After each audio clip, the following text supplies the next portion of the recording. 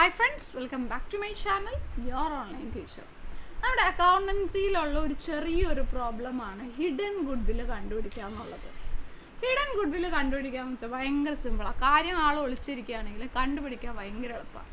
നമ്മൾ റിട്ടയർമെൻറ്റ് എന്ന് പറഞ്ഞ ചാപ്റ്റർ പഠിക്കുമ്പോൾ നമ്മൾ പഠിച്ചിട്ടുണ്ട് പാർട്ട്നേഴ്സിന് കിട്ടുന്നത് എന്താണെന്ന് നമ്മൾ പഠിച്ചിട്ടുള്ളത്. പാർട്ട്നേഴ്സിന് ഇതൊക്കെ നമ്മുടെ ക്ലാസ്സിലെ നോട്ടാണ് കേട്ടോ, നമ്മുടെ ഓൺലൈൻ ക്ലാസ്സിലെ നോട്ടുകളാണ് ഇതെല്ലാം. അപ്പോൾ നിങ്ങൾക്ക് നമ്മുടെ ഓൺലൈൻ ക്ലാസ്സിലേക്ക് ജോയിൻ ചെയ്യാൻ താല്പര്യം ഉണ്ടെന്നുണ്ടെങ്കിൽ ഇത് എക്കണോമിക്സിൻ്റെ നോട്ടാണ്, നേരത്തെ കാണിച്ചത് അക്കൗണ്ടൻസിയുടെ not.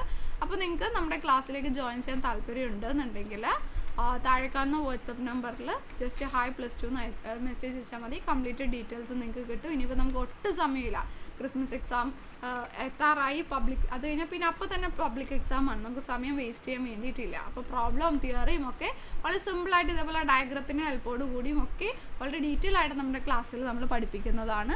Accountancy, economics, business, English ധൈര്യമായിട്ട് കണ്ണടച്ച് ജോയിൻ ചെയ്തോ കേട്ടോ. സോ നമ്മൾ ഹിഡൻ ഗുഡ് വിൽ എന്നാണ് പറഞ്ഞത്. അപ്പോൾ റിട്ടയർമെൻറ്റിൽ ഒരു പാർട്ട്ണർക്ക് എന്താ കിട്ടുന്നത്? അയാളുടെ ക്യാപിറ്റൽ അക്കൗണ്ട് നമ്മൾ ഇങ്ങനെ പഠിച്ചിട്ടുണ്ടല്ലേ, ഇവിടെ ക്രെഡിറ്റ് സൈഡ്, ഇത് ഡെബിറ്റ് സൈഡ്.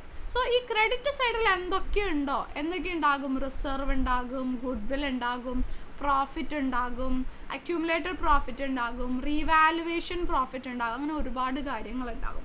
അതെല്ലാം കൂടി ആർക്കുള്ളതാ? ഈ റിട്ടയർ ആകുന്ന പാർട്ട്ണർക്കുള്ളതാണ്. അപ്പം അങ്ങനെ സേ ഫോർ എക്സാമ്പിൾ അങ്ങനെ ഒരാൾ റിട്ടയർഡ് ആകുകയാണ്.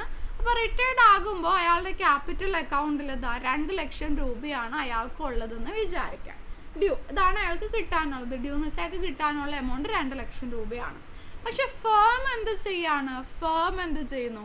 ഒരു ലംസം എമൗണ്ട്, ലംസം എന്ന് വെച്ചാൽ ഒരു ഒറ്റ തവണയായിട്ട് ഒരു വലിയൊരു എമൗണ്ട്, അതായത് 2,50,000 രൂപ അയാൾക്ക് കൊടുക്കുകയാണ്. അയാൾക്ക് 2 ലക്ഷം കിട്ടാനുള്ളൂ.